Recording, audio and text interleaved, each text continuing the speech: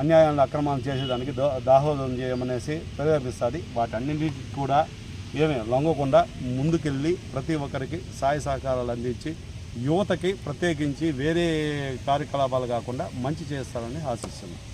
ఇంకోటి ఏంటంటే నాది కానీ ఏంటంటే ఫస్ట్ నుంచి నేను స్టూడెంట్ కోసం యువత కోసం పనిచేస్తూ ఉన్నాను. కానీ నాకు ఏదో లోపం జరుగుతుంది. అంటే నన్ను నమ్ముకున్న వాళ్ళకి నేను వాళ్ళకి ఏం చేయలేక నేను ఇబ్బంది పడి నేను కేసులు పెట్టించుకొని నేను అవి చేసుకొని నేను ఇబ్బంది పడతా ఉన్నా. నాకు ఒకటే అనిపించింది, రే మన యువత ఇప్పుడు నన్ను నమ్ముకున్న వాళ్ళు 100 మంది ఉన్నారు. నేను వాళ్ళకి ఏం చేయాలి?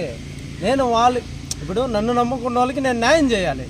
తర్వాత అందరికీ నేను న్యాయం చేస్తాను. నన్ను నమ్ముకున్న వాళ్ళకి నేను న్యాయం చేయకపోతే పార్టీ కోసం కష్టపడ్డాను, శ్రమించాను, కేసులు కానీ పెట్టించుకున్నాను, అన్నీ చేశా. నాకు ఆడ న్యాయం జరగలేదు.